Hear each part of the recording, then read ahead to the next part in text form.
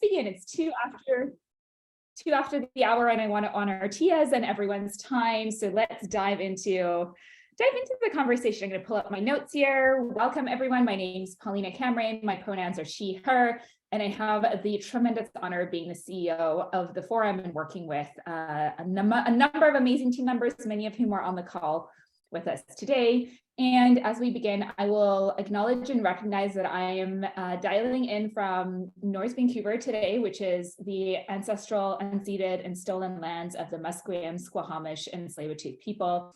As a first-generation white settler, I feel a particular privilege and really, really deep gratitude to be able to live and work here, and raise my hands up to the elders who have been stewards and caretakers of this land for times immemorial. And I continue, and the forum continues its commitments towards acting in honor and in best practices of truth and reconciliation. So thank you for joining us in that recognition. And I'll invite that folks, as you're on the line, please pop into the chat and let us know where you're dialing in from. We would love to hear where you are located, and if you know the traditional lands on where you're from, pop that in as well. And if not, we will pop in a link for nativeland.ca, which is a really great resource to learn where you are located. We gather in these impact events once a quarter, and you all on the line, our audience, our community here is engaged as our donors, sponsors, mentors, entrepreneurs, and we've loved being in conversation with you and opening this impact of our work to our broader community and welcoming these conversations. They've been so powerful, and we really have heard your feedback around how much you like engaging with us this way. So we're really pleased to continue doing that. And right now it's January 2023, and January is mentorship month. And so as we close out on our second quarter, launch into the third quarter, and consider what the months hold ahead, we're also really delighted and really taking a moment to pause and talk about one of the cornerstones of our work, but I think also the cornerstone of how a lot of women entrepreneurs access support and what enables them to thrive, and that is mentorship. We chose to engage with this conversation with Tia for many reasons, and one overarching one is she's really good at this, really good at this, which you'll hear about in a minute. And we've heard so much from folks who have benefited from relationship and community with Tia. So I know this is not going to be a surprise to many of you. I will introduce Tia in just one moment and welcome her to the screen, and a few Zoom housekeeping notes first. For those of you who would like or require it, you can activate closed captions at the bottom in the Zoom preferences. We also have the chat feature enabled and encourage you to be connected with each other and with us.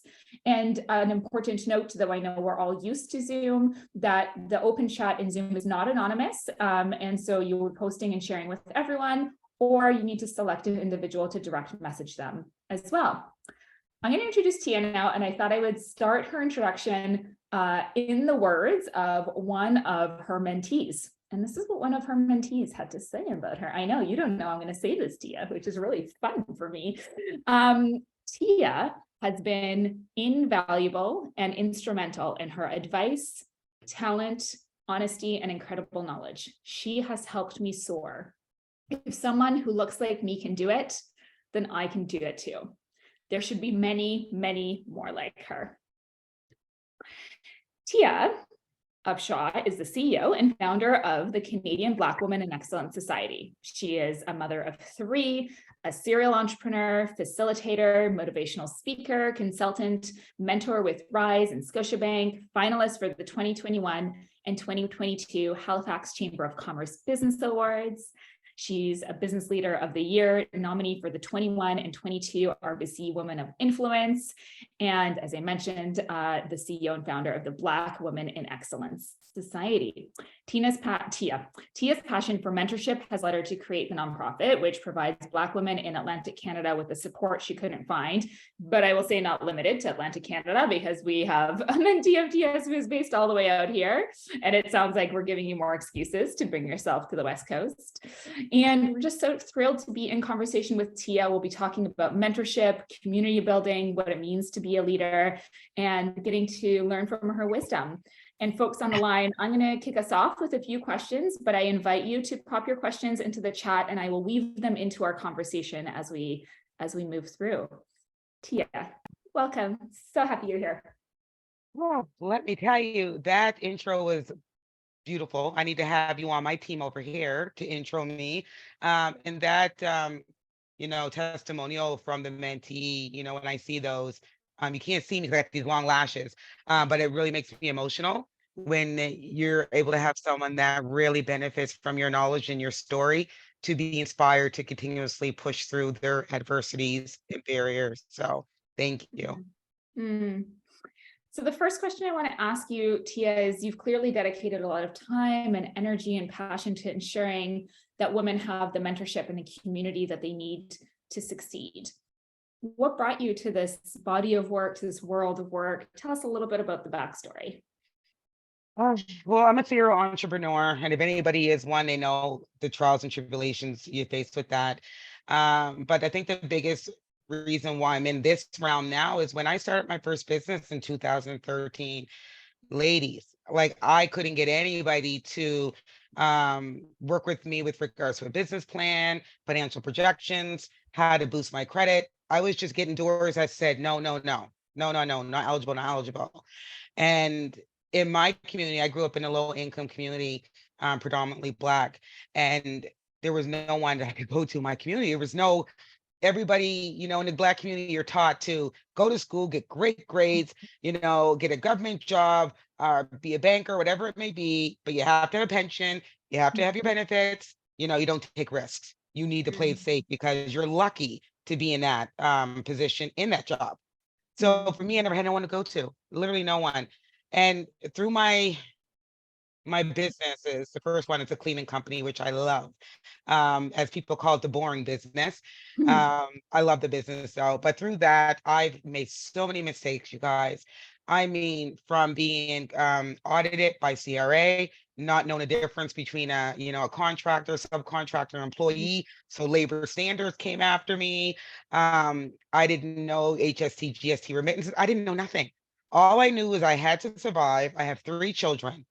And I had my first child at 14, and my second at 17, and my last at 26.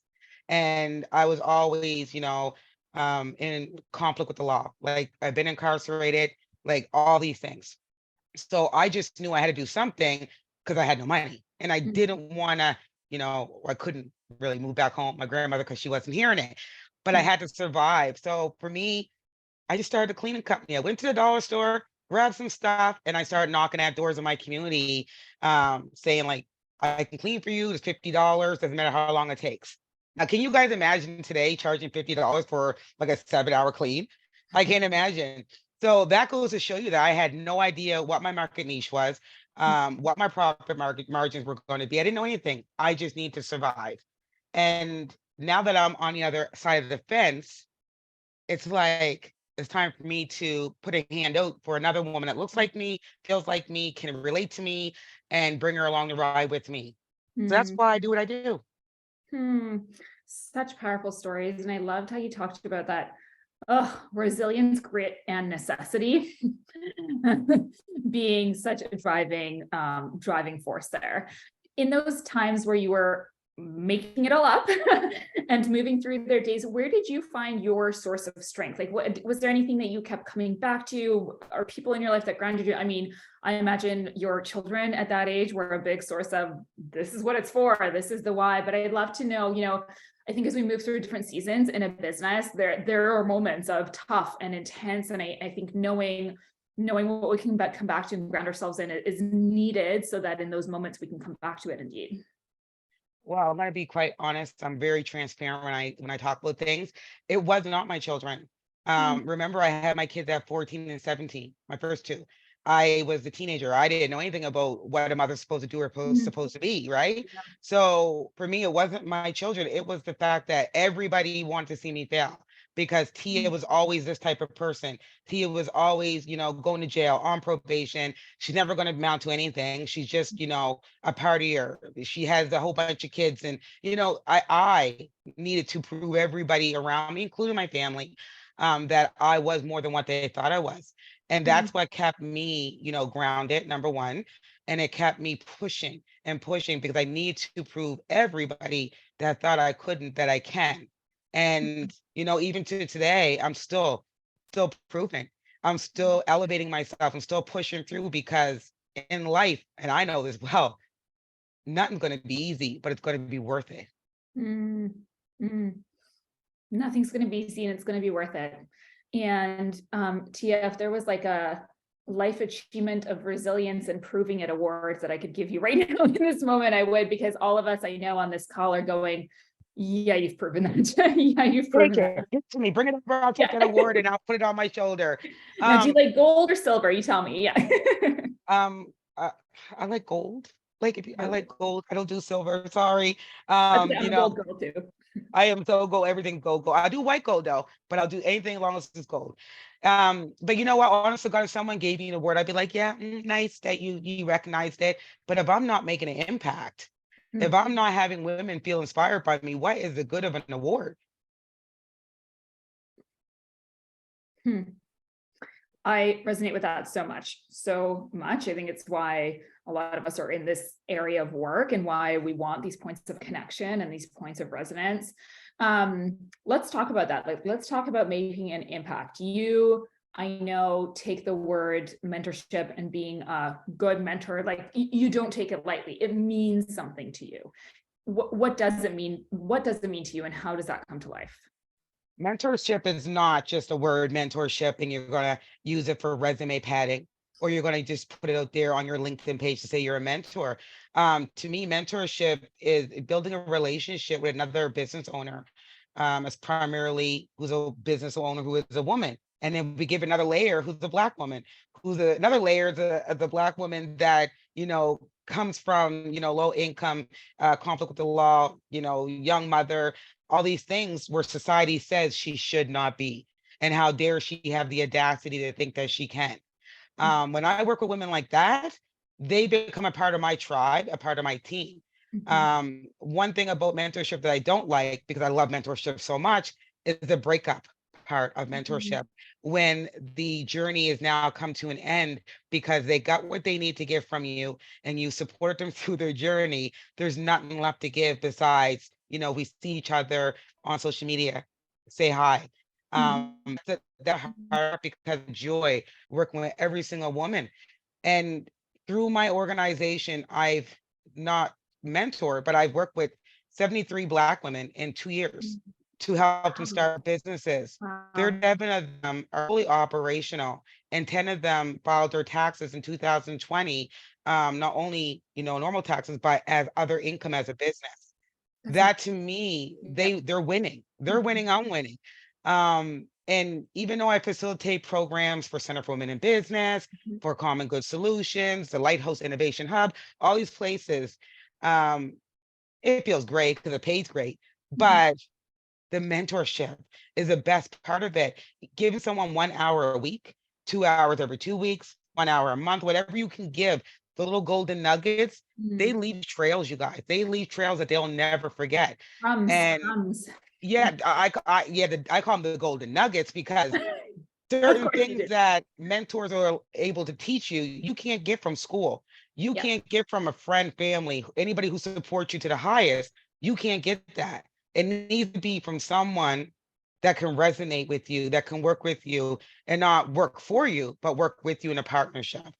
It's the work with you, it's the being in power together and seeing that dynamic reciprocity that is so powerful. Okay, I want to like get a little granular for a second if I can. Yes. Yeah, and I know there's some amazing mentors on the line here. What are There you go. could you tell us like a few, when I start a mentoring relationship, here's what I do or what I ask or what I look at or how I ground myself? Like, what are some practices or habits or ways that you really like to dive in with someone? Well, when I first started, there was no practices, there was no foundation. There was just the energy I needed to give back. I just wanted to work with a woman in business. That's all I wanted to do. So Mhm. nothing was, there was no, like I said, no found, it was just me taking on everything. Mhm. When you mentor for any time length over 6 months, you start realizing that there needs to be boundaries put in place. That it's not a friendship where you're like calling your homegirl, hey, what's going on? You're talking on the phone about the baby daddy, husband, ex-husband, your family.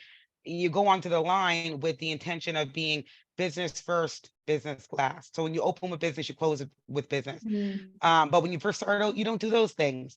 You don't develop for me, I develop portfolios and profiles for each of my mentees so that I know, at the end of the week, this is what I expect, this is what the goals you say you want to do. Now I'm going to hold you accountable.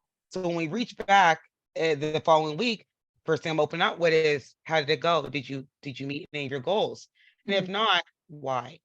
Mhm. So you have to build, a system that works for you.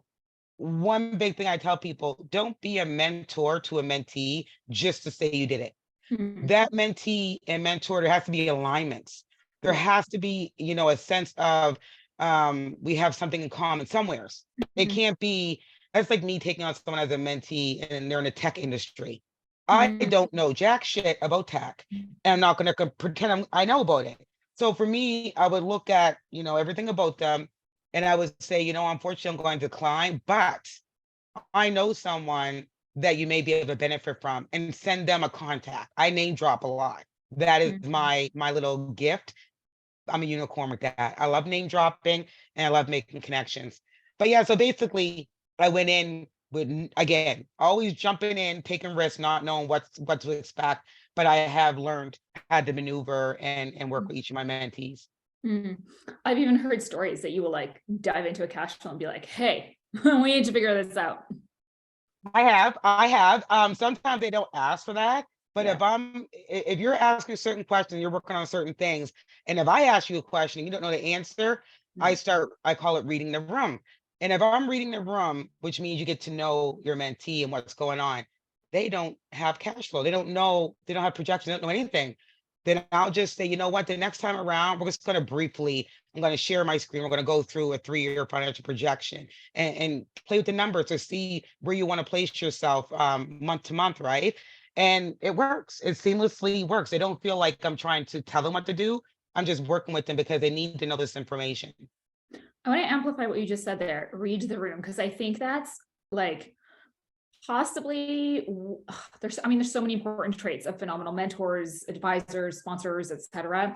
But that ability to read the room and go, okay, you answered this question, but hold on, let me look at the context around it, or oh, that might mean this or this, and to lean into that, because sometimes there can be this energy of like, okay, the goal is to figure out this piece, and then certainly you can work on that piece, but there's so many interconnected pieces, and you as a mentor get to stay up here for a moment, and that ability to read the room and invite another learning opportunity or uncover an area that might have been a blank spot for that mentee, an area of not knowing, like that is a tremendous gift that a mentor offers, that when you're in the weeds, you can't do that for yourself. You can't. When you're in it, when you're in the thick of it, that's why I say to people, you're in the thick of it. Mm. Let's take you out of the thick of it and we have to reevaluate what is going on. And even when someone like a mentee will say a statement to me or something, I'll say, so what I heard you say from this is, so they can hear me say it back to them and they can say, no, Tia, you got it wrong. I'm like, okay, let's go through it again. So before I jump to a judgment, I read the room and get to know what they're actually trying to say, Yeah. because sometimes again the financial literacy is not there. So they may be saying one thing, but for me, because I am seasoned in business, I may think it's something else, and it's not the same thing. Yeah. Yeah.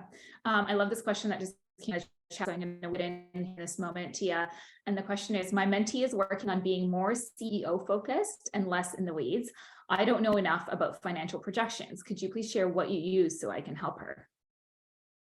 I use a template from CBDC, and I reached out to them and they sent me their templates for business plan, marketing research, and their financial projections. And I basically, all the, what do you call it? Formulas are already there. It's a Mhm. template. So you're able to play around the numbers. I was actually working with a lady on Sunday night Mhm. and I said, well, you sell your shirts for this price. How many are you looking to sell, per week or per month? Oh, well, I just want to make, $2,000. I said, well, how much per shirt? Well, I don't know, as long as I make $2,000. So I started saying, okay, let me go. And I pulled up the screen and I put in the numbers for shirts. And I said, well, if you sell, one shirt at this price per day, or at least 2 shirts per day for the month, this is what you're gonna come up with. And she was like, I can do that. I sell 5 shirts a Yeah. day sometimes.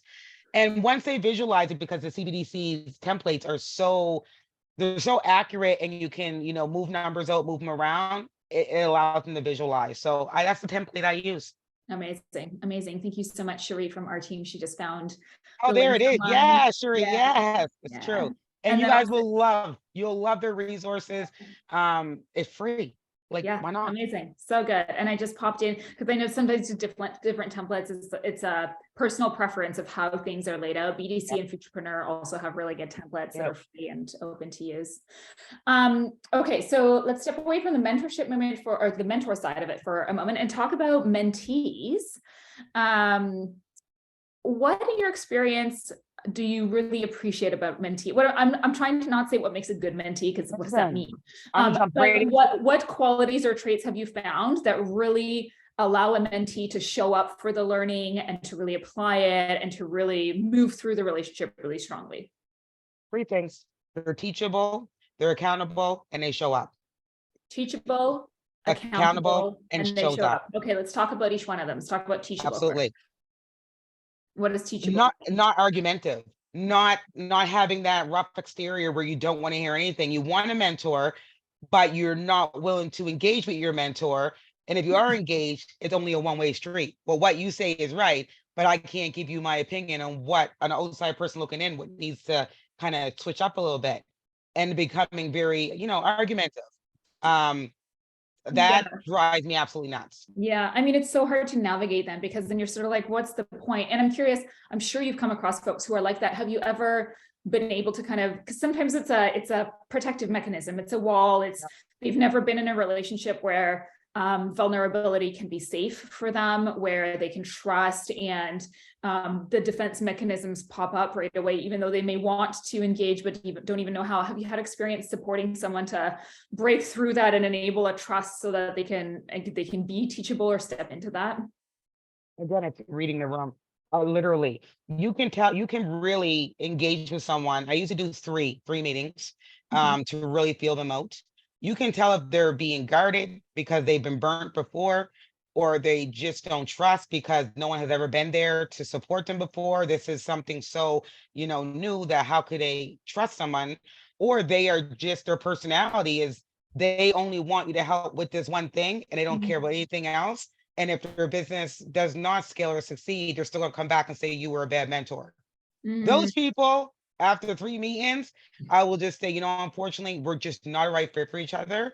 And I don't want to, stump your growth in your business. So what I'm going to do is refer you back to whatever organization I'm mentoring with to find you a better fit. It's such a gracious and kind response, Tia, because it really centers the entrepreneur. Like what I heard you really say there is, it's not about what I think about you and how this works, but simply, this is your need. I see and recognize that. I am not that for you. And I still am centering your need and the support that you need. That's really, really gracious and kind. And I think there could be many other responses that are not gracious and kind to that.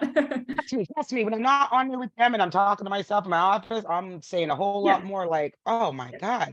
But I'm not gonna, when you have someone reaching out to look for a mentor, they're usually on their last rope of what, like, I can't do anything. So why would I add that layer of making them feel worse about themselves? Now their mentor doesn't want to work with them because they're being an asshole. I would never do that. And this is why Tia is amazing. Okay, number 2, accountable. If you're setting up goals, I'll let it slide 1 or 2 times. But if you do a 3rd time where you're not meeting your own expectation that you set out, you're not being accountable. So now I have to check you really nicely. And I'm going to ask you, so why wasn't that done? What happened during the week or the month that permitted you from doing that? And if they, great reason, most times it's good reasoning. What can we do? It's almost like a post-pandemic plan. I'll tell you about that in a bit. So if they give me a great reason, I'll say, okay, so what are you going to do next time this happens again? If your babysitter fell through, or if your husband didn't come home when he's supposed to, or your kid was sick, what can you do to overcome the pivot to ensure this gets done next time? Because when you're in business, no one cares that your husband didn't come home on time. No one doesn't care that you don't feel good today, you got a headache. They don't care. And Your there always will be customers, a next time. they're always, yeah, and your customers, consumers, all they want is good business etiquette from you, great customer service, and a great product or service. Bottom line, they don't care what's going on in your personal life. And with regards to the post-pandemic plan, sorry, you guys, I'm gonna go back to that. It's something I created during the pandemic. All these businesses were shutting down. Everybody was stressed, everybody was, all up in arms, understandable. But a lot of people were so built up about the pandemic and the world closing down and getting sick or possibly dying.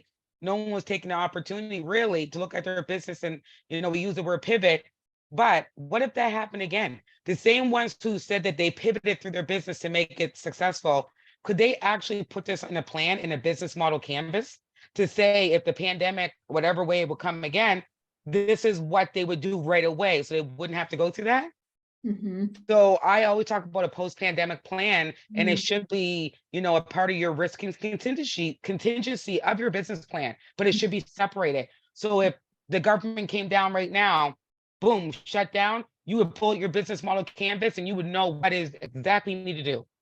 And it makes the most of whatever crappy moment you are in, post-pandemic, post-flood, Fiona, whatever it may be. Employee steals everything, like whatever the post moment is. I've been there. Yeah, right. But if you can capture that in the moment, then that's the lemonade, right? Like that is the lemonade, is that the next time the lemons appear, I'm trying to follow this analogy that I'm now making up. So the next time the lemons appear, you're like, I know where the sugar for this lemonade is.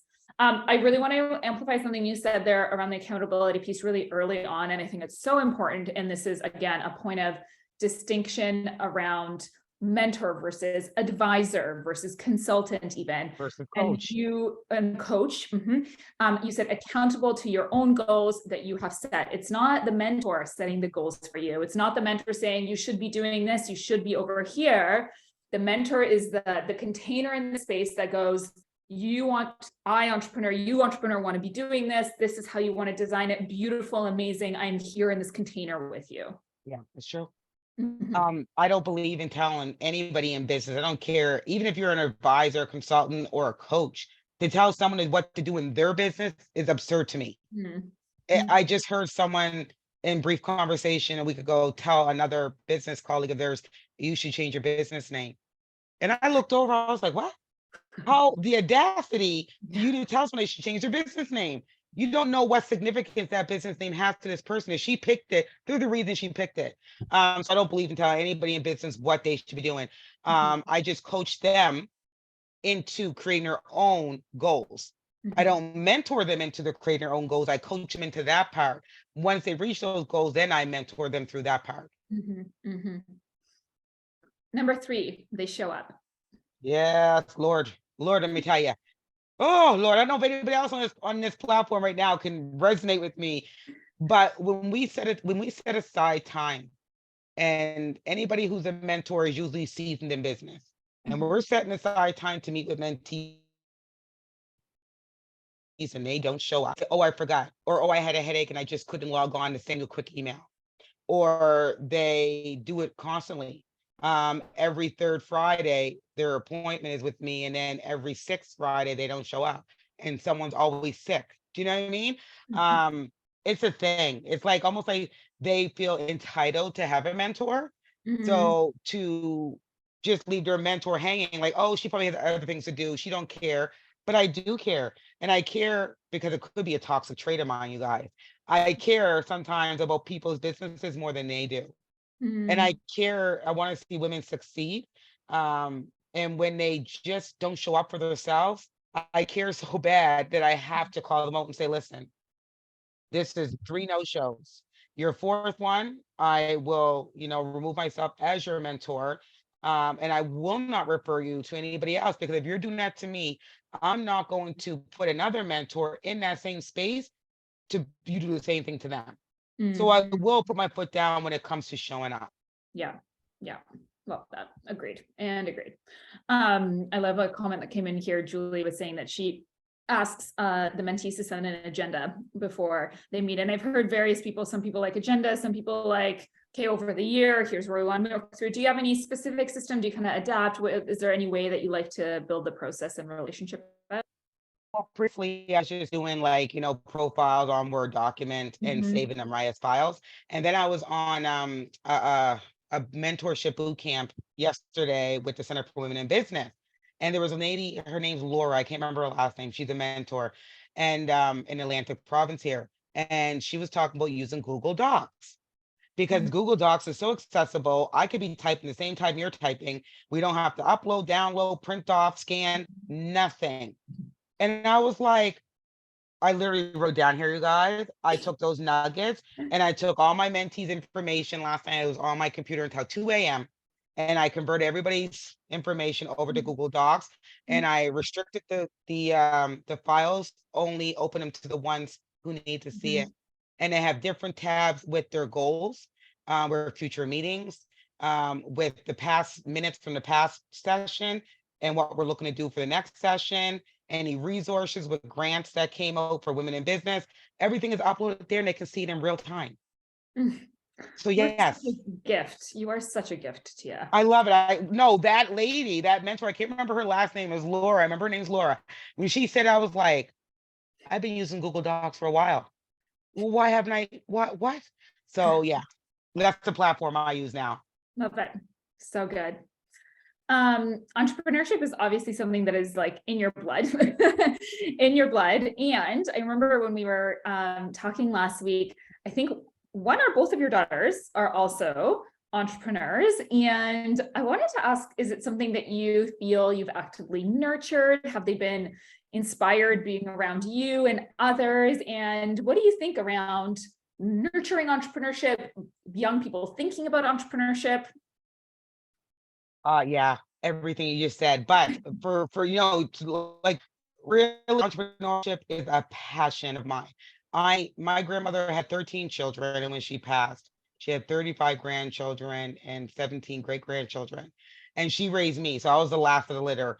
And she just passed away 2 years ago. So we have a big family. I'm the first person in my family to purchase a home. I'm the first person in my family to dare do entrepreneurship. And I mean, when I started, because in our community here in Nova Scotia, I can't speak of other provinces, the Black community, it is not a thing you talk about. You don't hear that conversation about assets, home buying, equity, entrepreneurship. This language is not at the kitchen tables on Sundays or Christmas or Thanksgiving. It's not even talked about. So when I started, I was actually told, like, you're crazy, like you're going to end up being back on welfare. You got kids. Are you crazy? Why would you put your children's lives at jeopardy? How dare you? You should be ashamed of yourself as a mother to even take that chance. That's what I got. And 10 years later, now those same people are coming to me to borrow money from me to pay their rent. It's just crazy. But for me, I'm defiant. So I work for one. My spirit is just too much. I can't be boxed in. And that's why I have 3 businesses, because I just have a lot of to give. But entrepreneurship is very important to me. I speak about it every chance I can. Even when I go to events, my people will tell you in my circle, like, oh my God, Tia, we don't want to hear about this again. We don't want to hear about that. Like, who cares? No one's looking to buy a house right now. No one cares how the rates are low. Like, they don't, that's just me. I want people, my sister's a nurse, love nurses. I do. She's been a nurse for 15 years. And I said to her, and she's this CPP, or what's it called? She takes care of elderly. She's a nurse and she has her CPA or whatever it's called. I can't remember what it's called. And I said, well, why wouldn't you start your own business and contract other ones and, have your own stream of income? Oh my God, sissy. I'm okay with working at the hospital. I've been there. I'm like, okay. So yeah, entrepreneurship was my way out of living in the gutter. It was my way out of feeling good about myself as a Black woman. It was my only way out to be able to be successful, to ensure my children had some generational wealth left behind if I died today. I was dead. So I do preach about it a lot. Now, yes, both my daughters are entrepreneurs. One is, she'll be 24 on the 24th of this month, Mm. and her partner, um, they have a chocolate luxury bomb business, vegan, lactose free and gluten free, and then regular ones. And they started this business a little over 3 years ago. And it's funny because she went through one of my programs because she was bored. And I was like, oh my God, Kia, her name's Kia. I was like, Kia, what are you here for? And she's like, Mom, no, for real, I want to just come. So I was like, okay, sit down, come. And then within 4 weeks of the cohort, she came back. She's like, Mom, I got an idea. And I was like, okay, let's see what's going on. 2 weeks later, she came back with a prototype. From there, her business has been booming. She's in 14 different restaurants within HRM. She sells wholesale level. She's importing and exporting. Like, wow. My youngest one, she wanted to start a business when she was 13. And I actually wear her eyelashes. Her business is called Lash Game. And she's 16 now, but she was 13 and she came to me. I was like, well, give me a business plan, like if you're serious. And she come back with this Bristol board. This is what I want to sell, who I want to sell to, why I want to sell, and how much. And I was like, okay, she's been listening. I didn't think she Yeah, was. she's been overhearing things. Like, what? And I said, well, who's your market? And she told me, she was like, well, teenage girls, in my school from ages, from probably 12, I'm 13 to 18. And I'll even mess with the university students who are going to the clubs if they really want the lashes. And I was like, okay, what I can do for you, this was 2 weeks before her birthday. Instead of buying you an iPhone or some Lululemons and Jordans and all that stuff, I'll invest, and we can find a supplier. We'll get you your first bulk website, register your business, all that stuff. That's your birthday gift. And she said So yes. And she's been love in it. business a little 3 years. And she doesn't even sell like she used to. Her stuff is in salons. Mhm. So they purchase wholesale from her to put in their salons. Like, it's Mhm. insane. For me, I don't know if it was so much I was nurturing them, because I really wasn't. I was trying to make it, because Mhm. we are mothers. If you're a mother, you're a mother, but you're still an individual person. And Mhm. if you feel that you're not making it as a woman in as an individual, how can you nurture a child? You're just trying to make it every single day. So it wasn't through nurturing. I think it was just through them watching me through the Mhm. struggle and the grind of Mhm. almost being homeless, walking, to get groceries, going to food banks, and my kids being towed behind me, not having money for a different supper every night. It was left over for 3 or 4 days at a time. That struggle and them seeing it and me engulfing them with it, on the other side now, they're just like, if my mom can do this, so can we. So it's Mhm. just a matter of them being a part of the grind and the hustle. I love that. I love that you modeled it to them. And I know you model it to so many other women as well, and women entrepreneurs. I'm going to ask a question that came into the DM here, and it is, Tia, you clearly have great intuitive skills. Do you feel you've always had these skills, or do you feel like your life experiences played a key role in this? I think I've always had it, and I never utilized them. My intuitive skills were utilized to, sell drugs, Mm. to be able to, what's the other word I can use? We call it flipping money. Um, I can't even, I don't even know what term I can use, but it was to take, $10 Yeah. and make that into 60 really quick. Mhm. Those were my intuitive skills, to understand or see when the police were coming, to know who was undercover and who wasn't, like to know an undercover car. Like, and I don't mean to scare you guys a bit, but those skills, even to today, I know it. I call it out all the time. I'm like, oh, that's a floor walker. That's undercover cop. Like, and I'm not even in that lifestyle, but I know Mhm. it. Mhm. So I've always had it, and I'm just so glad I did, because it helps my travel through my life and what I'm trying to accomplish. Mm. Hmm. Tia, we're about to wrap here, honoring time. Already? And I Geez, know I thought we just started. I could stay here till tomorrow and then a day. So clearly, one, we need round two. Two, we need Madonna. Yeah. Yeah. And as we wrap, Tia, and I'll thank you properly in a minute, but I wanted to ask, where can community follow you, keep learning about you? And if you have any asks of help, support, or amplification from this community, it's you have a keen, active, inspired, and yeah, very inspired by you community. Any asks that you also want to make? Well, you guys can find me on all social media platforms at Black Women, BLK, Women in Excellence, or BWIE. It will pop up first on your screen, I promise you. Very active. I'm on there 3 to 4 times a day. Catherine will tell you that because Catherine's on my Instagram. I am real about creating this community. And you can go to the website too. It's bwiecanada.com. You can see all our programs, cohorts, events coming up. The biggest ask I will say is, take a moment to support a Black business. You don't have to do it financially. It doesn't cost anything to post, share a post, refer them to a friend. We have Black History Month coming up. Mhm. Share a post. You see a Black business, share it. You never know who's going to utilize it, right? Mhm. I don't personally like asking for anything. I like to ask for other people. This is what we need. We need the community to come out and support Black businesses and put us amplify us, get us out there. Mm. Mm. Thank you, Tia. I don't know even if I can do justice with my thank yous to share how much you have inspired and gifted this community with golden nuggets of knowledge and of reminders about our own inner resilience and ability to tap in deep, and hear your amazing and beautiful call to amplify community and step in and be in that journey with you. Thank you for all of the gifts that you offer, not only to the mentees that you work with, but to our broader communities, to individuals who want to be mentors, to make them stronger and really committed to the task that it is, and not just a LinkedIn line. Thank you, Tia. Say this really quickly. Yes. Not all my mentees are Black women. I have mentees from Korean, from Asian, from Lebanese. Like my mentees are all different shades, but I think with them, they just see a little bit of me in them. So it works. Thank you. Thank you. Daria, I see your hand is up, and we typically don't invite voices forward, but I also know you're a mentee of Tia's, and Tia, with your permission, if you have a couple extra minutes that I'm able to go ahead. go over, I kind of want to give Daria a moment and a voice here because I know your special relationship. Oh. I'll be really quick, I promise, and usually I'm not.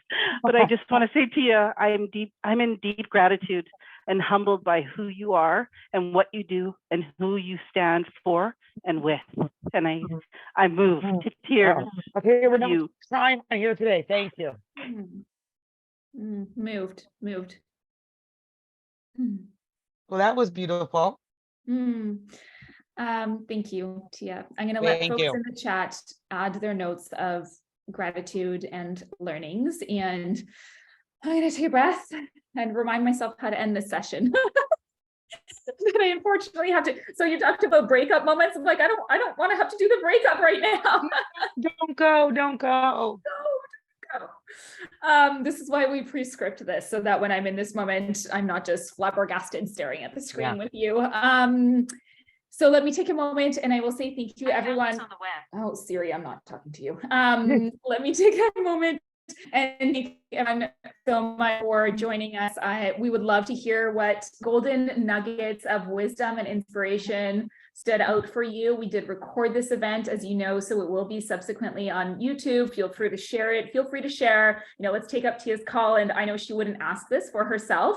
And let's tag Tia in all the golden nuggets of wisdom that we got from her from this conversation, and amplify her amazing work, because amplifying what she shares amplifies her work and her community as well. So let's take that upon ourselves. We have our handles in the chat, and if you need any support finding them, feel free to message us. And then I'm going to share a couple of things that you can get plugged into the forum community next. So our next upcoming program update is that the Odlum Brown Forum Pitch semifinals are happening, in less than a month, on February 16th. This is the free virtual event where you will see our semifinalists share their business visions, and we've popped the link to register there. And then, of course, we're also building up to our finale that's happening on April 27th. I will share, I think there is, and gosh, team, you might have to hold me to truth here. I think there's one last day for our Founder Circle applications, which is a new program that is launching very soon in February. And then our E-Series program will be open for applications in just a couple months, and you can sign up for the waitlist there. And then our mentor program, who we are so grateful to have tremendous mentors to be a part of, including Tia. The mentor program is open for applications year round, any day and night. I've always wanted to look what time of day people register, if it's 2 a.m. in the morning going, okay, I need a mentor. Yes, I do. But you can access that and plug in anytime. So thank you again, everyone, for joining us. I'm always so grateful that you're here on the line. And I always like to close with an invitation. Please share any ideas or considerations or feedback that you have for us. If it's someone that you want to invite into the community to champion with us, or feedback around how we can better step in and support with the work that we do. So thanks for being on the line with us, and we'll see you in all the other digital spaces. Yeah. Thank you, everybody. Have a nice day. Bye. See ya.